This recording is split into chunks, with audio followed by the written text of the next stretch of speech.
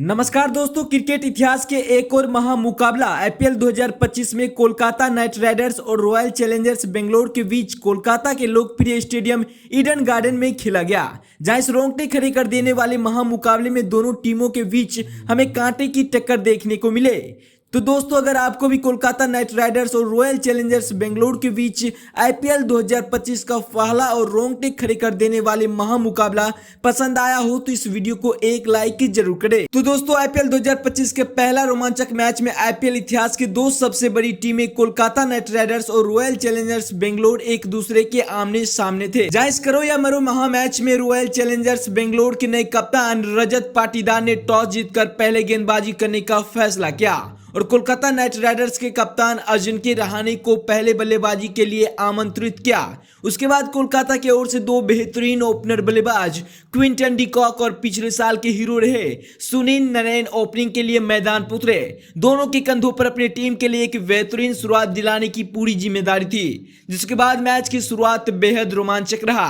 पारी का पहला ही ओवर लेकर आए जॉस हेजलवुड उनकी तीसरी गेंद पर क्विंटन डी कॉक ने पहला चौका जमा दिया, लेकिन जॉस हेजलवुड की अगली ही अंदर आती गेंद पर डी कॉक का बल्ला लगा और विकेटकीपर जितेश शर्मा ने शानदार डाइव लगाते हुए कैच लपक लिया और इस तरह हेजलवुड ने उन्हें चलता कर पवेलियन भेज दिया। क्विंटन डी कॉक सिर्फ 4 रन बनाकर पवेलियन लौट गए। उसके बाद नंबर 3 पर खुद कप्तान अजिंक्य रहाणे मैदान पर उतरे और डिकॉक के जल्दी आउट होने के बाद सुनील नरेन और अजिंक्य रहाणे ने मोर्चा संभाला। उसके बाद चौथे ओवर में रसिक सलाम की गेंदों पर रहाणे ने 2 लगातार छक्के जड़कर बेंगलुरु की गेंदबाजी को झकझोर कर रख दिया था, लेकिन रहाणे यही नहीं रुके और अगली ही गेंद पर एक और बेहतरीन छक्का रसिक सलाम को लगा दिया। जी हां दोस्तों, अजिंक्य रहाणे ने इस मैच में काफी आक्रामक और पूरे फॉर्म में नजर आ रहे थे। तो वही 5वें ओवर में सुनील नरेन ने कुणाल पांड्या को एक जबरदस्त छक्का जड़ दिया। दोस्तों, इस मैच में अजिंक्य रहाणे और सुनील नरेन की बल्लेबाजी देख खुद शाहरुख खान भी चकित थे। दोनों ने बेंगलोर की पूरी गेंदबाजों को बैकफुट पर धकेल दिया था। जिसके बाद छठे ओवर में गेंदबाजी पर आए यश दयाल की गेंदों पर रहाणे और नरेन ने मिलकर चौको छक्कों की झड़ी लगा दी थी। जहां दोस्तों, दोनों बल्लेबाज काफी आक्रामक बल्लेबाजी करते हुए नजर आ रहे थे और उसके बाद रहाणे ने छक्का लगाकर 50 रनों की साझेदारी भी पूरी कर ली। तो वहीं इसी ओवर में नरेन भी एक और खूबसूरत चौका जड़ दिया। अब बेंगलुरु के साथ साथ खुद युवा कप्तान रजत पाटीदार भी पूरे दबाव में दिख रहे थे कि तभी अगले ही ओवर में रहाणे ने अपनी अर्धशतक भी पूरी कर ली। अब दोनों के बीच एक मजबूत साझेदारी हो चुकी थी और उसके बाद 10वें ओवर में गेंदबाजी पर आए रसिक सलाम को सुनील नरेन ने एक छक्का और एक चौका लगाकर 100 रनों की साझेदारी पूरी कर दी। लेकिन इसी ओवर में रसिक सलाम ने नरेन को एक बाउंसर गेंद फेंकते हुए विकेटकीपर जितेश शर्मा के हाथों कैच आउट करवा के केकेआर का एक बड़ा विकेट चटका दिया। जी हां दोस्तों, सुनील नरेन ने 26 गेंदों में 44 रनों की पारी खेले। अब केकेआर के दोनों ओपनर बल्लेबाज पवेलियन लौट चुके थे, जिसके बाद नंबर 4 पर बल्लेबाजी के लिए वेंकटेश अय्यर मैदान पर उतरे थे, लेकिन 11वें ओवर में कुणाल पांड्या ने रहाणे का बड़ा विकेट चटका के केकेआर को एक और तगड़ा झटका दे दिया। अजिंक्य रहाणे ने 31 गेंदों में 56 रनों की तूफानी पारी खेली, जिसमें 6 चौके और 4 गगनचुंबी छक्के शामिल थे। रहाणे का विकेट गिराकर अब बेंगलुरु के गेंदबाजों ने कमबैक कर लिया था, लेकिन 12वें ओवर में श्रेयस शर्मा की गेंदबाजी पर अंकुरिश रघुवंशी ने लगातार 2 चौके जड़ दिए, लेकिन जब तक यह 2 चौके कोलकाता को राहत की सांस देते, तब तक 13वें ओवर में कुणाल पांड्या ने वेंकटेश अय्यर को बॉल कर बेंगलुरु को बड़ी सफलता दिला दी। जहां दोस्तों, वेंकटेश अय्यर सिर्फ 6 रन बनाकर पवेलियन लौट गए। रहाणे और सुनील नरेन के आउट होने के बाद अब कोई भी केकेआर के बल्लेबाज मैदान पर नहीं टिक पा रहे थे, जिस वजह से 15वें ओवर में एक बार फिर कुणाल पांड्या ने जोरदार प्रहार किया और उन्होंने रिंकू सिंह को बोल्ड कर दिया। रिंकू सिंह सिर्फ 12 रन ही बना सके। कोलकाता के बल्लेबाजों के ऊपर अब पूरा दबाव साफ साफ झलक रहा था। बेंगलुरु के गेंदबाजों ने अब इस मैच में पूरी तरह से कमबैक कर चुके थे, जिसके बाद श्रेयस शर्मा ने पावर हिटर आंद्रे रसल को बोल्ड कर कोलकाता की उम्मीदों को करारा झटका दे दिया। रसेल द मसेल इस मैच में कुछ नहीं कर पाए और सिर्फ 4 रन बनाकर आउट हो गए, लेकिन एक तरफ अकेले संघर्ष कर रहे अंकुरिश रघुवंशी ने 18वें ओवर में हेजलवुड की गेंद पर शानदार छक्का जमा दिया और केकेआर फैंस के उम्मीदों को जगाया। लेकिन अगले ही ओवर में यश दयाल ने उन्हें आउट कर दिया। अंकुरिश रघुवंशी ने 22 गेंदों में 30 रनों की महत्वपूर्ण पारी खेली। इसी बीच पारी की अंतिम यानी कि 20वें ओवर में जॉस हेजलवुड ने हर्षित राणा को पहले चौका जमाने का मौका दिया, लेकिन अगली ही गेंद पर राणे ने बड़ा शॉट खेला और गेंद हवा में गई और उसके बाद जितेश शर्मा ने स्क्वायर लेग पर शानदार कैच पकड़कर राणा की पारी का अंत कर दिया, जिस वजह से कोलकाता नाइट राइडर्स ने 20 ओवरों में 8 विकेट गंवाकर 174 रन बनाए और रॉयल चैलेंजर्स बेंगलोर के सामने 175 रनों का लक्ष्य रखा। दोस्तों, जहां एक समय ऐसा लग रहा था कि कोलकाता की टीम 200 रनों से ज्यादा की एक विशाल लक्ष्य बेंगलुरु की टीम को देंगे, लेकिन बाद में केकेआर की टीम महज 174 रनों के ही लक्ष्य सामने रख पाई, जिसके बाद 20 ओवरों में 175 रनों का लक्ष्य का पीछा करने रॉयल चैलेंजर्स बेंगलोर के दो दिग्गज ओपनर बल्लेबाज फिल सॉल्ट और विराट कोहली मैदान पर उतरे।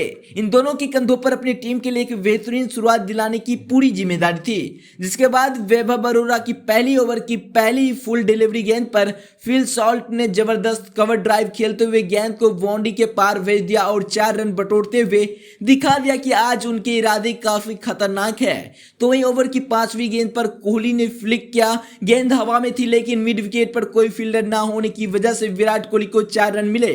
दोस्तों, फिल सॉल्ट इस मैच में काफी आक्रामक बल्लेबाजी कर रहे थे, तो वहीं विराट कोहली भी उनका साथ बखूबी निभा रहे थे। दोनों ने अपनी टीम की उम्मीदों पर पूरी तरह से खरे उतरे, जहां दोनों ने मिलकर 3 ओवरों में अपनी टीम के स्कोर को 42 रनों पर पहुंचा दिया था।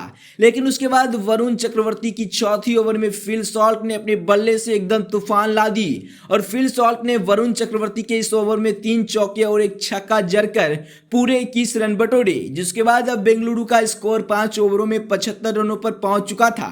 दोस्तों, सॉल्ट का बल्ला मानो आग उगल रहा था, हर गेंद पर चौके और छक्के। तो वहीं कोहली भी अपने अंदाज में बल्लेबाजी कर रहे थे। फिल सॉल्ट की बल्लेबाजी देख खुद केकेआर के कप्तान अजिंक्य रहाणे भी आश्चर्यचकित थे कि आखिरकार गेंदबाजी कराए तो कराए कहां, जिसके बाद 7वें ओवर की 5वीं गेंद पर फिल सॉल्ट ने सिंगल लिया और आरसीबी के लिए डेब्यू करते हुए अपना शानदार अर्धशतक पूरा किया। उसके बाद एक बार फिर वरुण चक्रवर्ती 9वें ओवर लेकर आए और इसी ओवर की पहली गेंद पर सॉल्ट ने बैकफुट पर जाकर शॉट खेला और गेंद बाउंड्री के पार 4 रन के लिए चली गई। लेकिन इसी ओवर की तीसरी गेंद पर वरुण चक्रवर्ती ने कमबैक करते हुए फिल सॉल्ट को शॉर्ट थर्ड मैन पर खड़े स्पेंसर जॉनसन के हाथों कैच आउट करवा दिया। एक तूफानी पारी का अब अंत हो चुका था। फिल सॉल्ट 31 गेंदों में 56 रनों की बेहतरीन पारी खेले, जिसमें 9 चौके और 2 छक्के शामिल थे। अब विकेट केकेआर के लिए राहत की सांस थी, लेकिन फिर आरसीबी का स्कोर 8 ओवरों में 100 रनों पर पहुंच चुका था। अब बल्लेबाजी के लिए इंपैक्ट प्लेयर देवदत्त पडिक्कल मैदान पर उतरे थे, लेकिन वह ज्यादा देर तक मैदान पर अपना इंपैक्ट नहीं छोड़ पाए और 12वें ओवर की चौथी गेंद पर सुनील नारायण को एक बड़ा शॉट खेलने के चक्कर में सीधा रमनदीप के हाथों देवदत्त पडिक्कल ने कैच थमा दिया। पडिक्कल 10 गेंदों में महज 10 रन बनाए, लेकिन 13वें ओवर की 5वीं गेंद पर कोहली ने हर्षित राणा को एक शानदार चौका लगाकर अपना इस मैच में अर्धशतक ठोक दिया। तो एक कप्तान रजत पाटीदार ने 15वें ओवर में हर्षित राणा को 4 चौके जड़ दिया। फिल सॉल्ट के बाद अब विराट कोहली के साथ रजत पाटीदार केकेआर के गेंदबाजों की धुलाई करना चालू कर दिया था। अब केकेआर पूरी तरह से इस मैच को अपने हाथों से गंवा रही थी, लेकिन फिर 16वें ओवर में गेंदबाजी पर आए वैभव अरोरा ने रजत पाटीदार को रिंकू सिंह के हाथों कैच करवा दिया।